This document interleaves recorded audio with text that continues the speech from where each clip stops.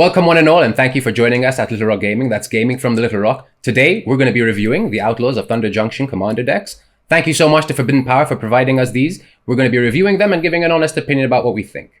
If you want to pick them up, check them out in the description below. We have a link to their page. You can contact them on Facebook, or you can visit them in Msida if you're ever in the area. With that, let's get into it.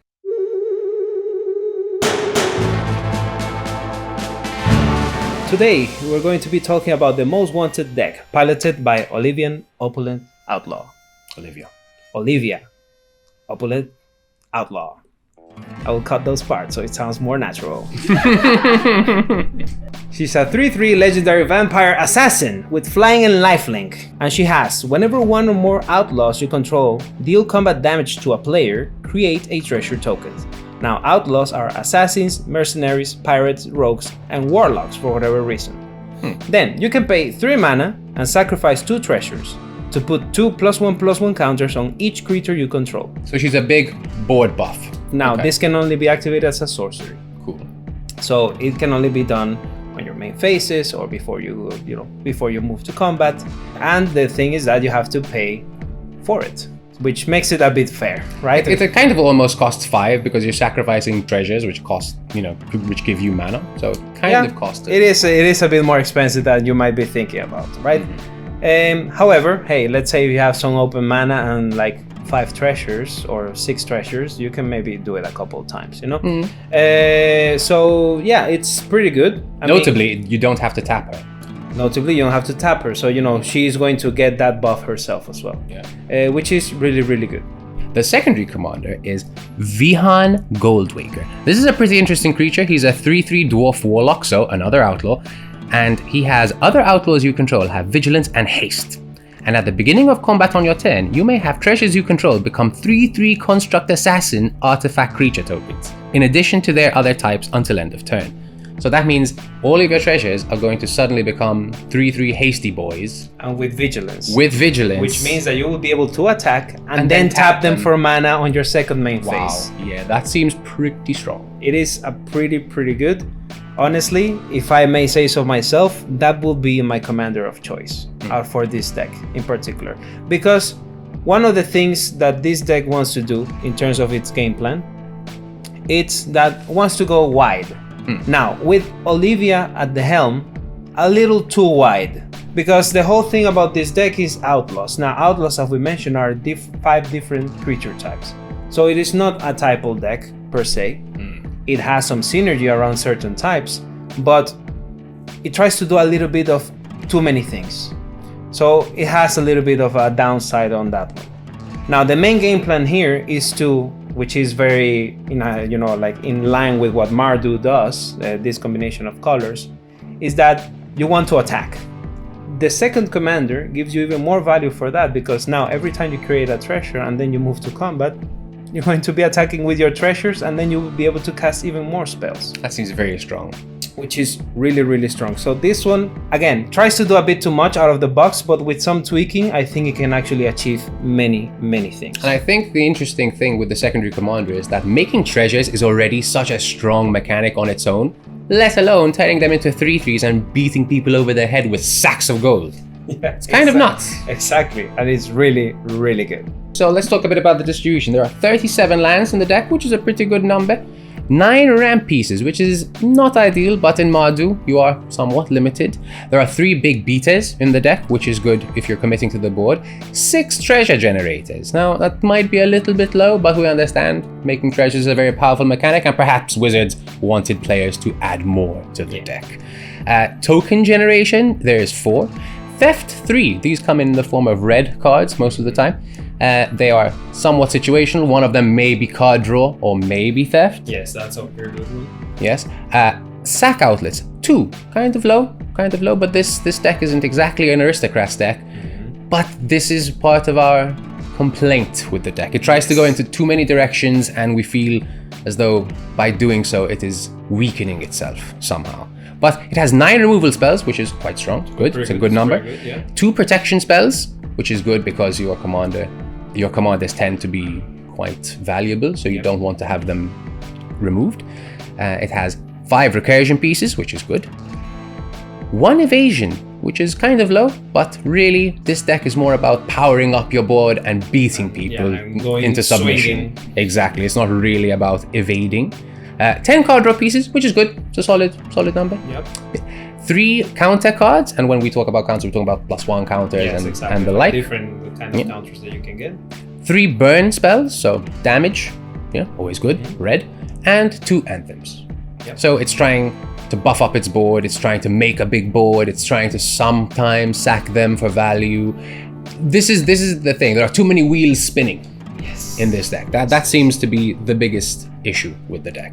Yeah, I mean, like in terms of categories that the different type of cards that you can find on this deck you can find actually 15 different categories of cards that are on the deck, including lands, so it is a bit of a open concept. So you can take the deck of many different directions, which is pretty good, but it makes it, in what we have seen, the least competitive out of the box. I think it's the least focused. Yeah. That is the word is focused. I think if it focused more on the treasure aspect and building up many treasures, and obviously we know treasure is very strong. Yes. I think it would be overall stronger. My opinion, personally, I think this would be the most fun deck to upgrade. 100%. Now, some notable cards that we wanted to highlight here, where we ride a Dawn, right, which is an enchantment that actually legendary creature spells that you will cast have Convoke.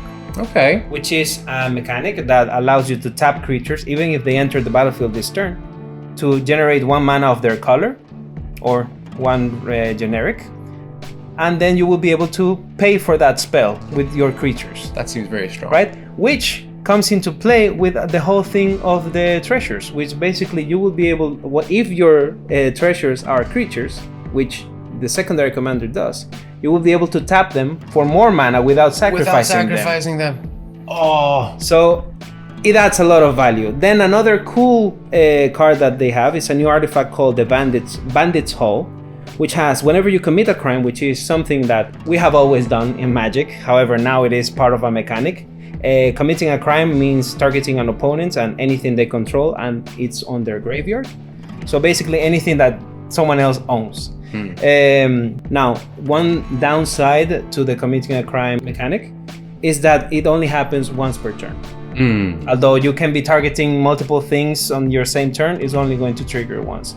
So every time you do that, you put a loot counter on Bandit's Hall. Now, whenever you add a loot counter on this, you can basically pay 2, remove 1 loot counter, and you will be able to draw a card. Kind of like Dragon's Hoard. Okay. Right? Which is pretty good. I mean, like 2 mana, it's not free, but it's not a bad, deal. It's about the same as card. a clue, but you get to keep it on the battlefield. So. Exactly. And if you don't have, the mana to do it, it also taps for mana, which is pretty good. So a little bit of a ramp piece there. So regarding the notable reprints, there are cards such as Brina, the Demagogue, and Academy Manufacturer, which are great reprints in a token and treasure deck, but they're not exactly focused so heavily on the theme of the main commander. But one thing we really want to highlight is that this deck has some of the best land this printings. One in particular has the best land base out of all of them, in my opinion. It's a very strong land base. It has the pain lands, it has the filter lands, it has the fast lands, it has many closed dual lands, which is quite strong in Magic the Gathering, as we know. So any time a dual land can come into the battlefield untapped, we know that's very strong. Command Beacon is one of the best reprints in the deck, actually.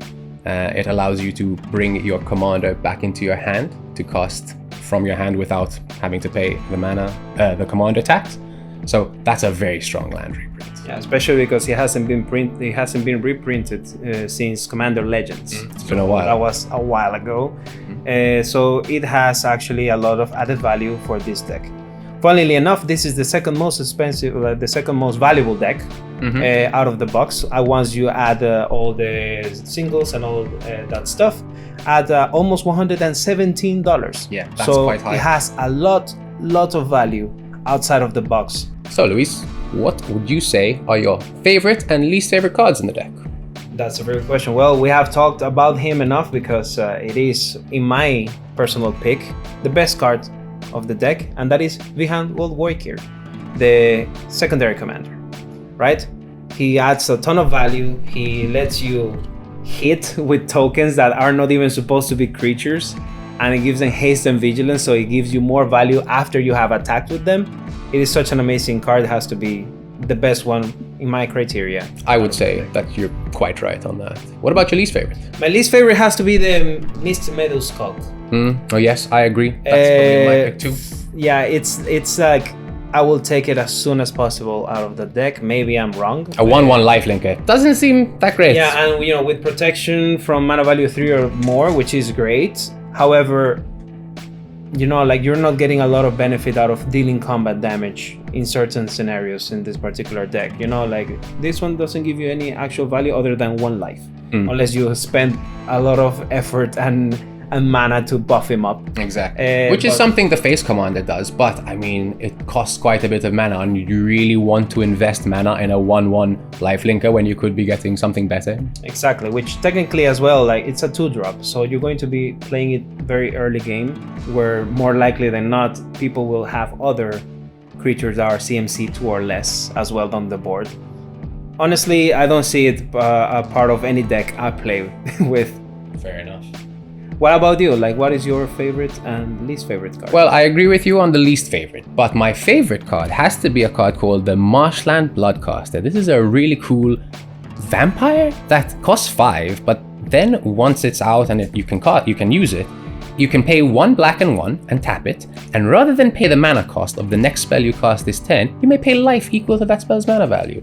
So it's kind of like almost a Bolas's Citadel, yeah, exactly. For one card, which you could technically use to cast Bolas's Citadel and then keep going crazy if you really wanted to. But that seems like a very strong value piece in this deck for me. That's a really, really good card. Absolutely. Now, what score would you give this deck? Well, based on the fact that we rate on power, fun, and ease of use for new players, I would say that I would give, weirdly, and I say it because I kind of ragged on this deck for being split into too many directions. I would probably give it a B, which is higher than I gave the Gonti deck, which I like very much personally, just because it seems like a pretty straightforward game plan. You're committing to the board, you're beating face, and you're casting spells to get rid of other people's things. And that's pretty much it. It's very simple. And treasures, as we said, very strong, and they're going to give you the ramp you need to keep up with the other decks. I just think it's pretty easy and pretty good for new players and rather fun. Yeah, I will have to agree on this one. I will also be giving it a B for the same reasons, especially because for someone that is new to the game and they just want to, like, you know, like if you want to get someone into the game, you don't give them the Gonti deck. Definitely. Right? You know, just like, hey, here's your creatures. You cast them and you beat the crap out of each other with that thing. You know, so like that's where you want to teach people, because then, you know, once they start seeing like all the different layers that there are in Magic, you know, at least it was the case for me when I first started playing. So yeah, that's one I will most definitely give it a solid B. It is a fun deck, although it is not focused enough to win you games consistently, or at least we think. If you would like to check the full deck list, the list will be in the description below. So that's it, guys. I hope you enjoyed the video and that it informed you, maybe helped you make a decision on which one of these decks you would like to get.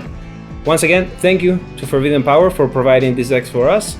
If you would like to get one of these, again, link in the description, you will be able to get them yourself. That being said, catch you in the next video. Thank you so much for watching. Like and subscribe. Bye.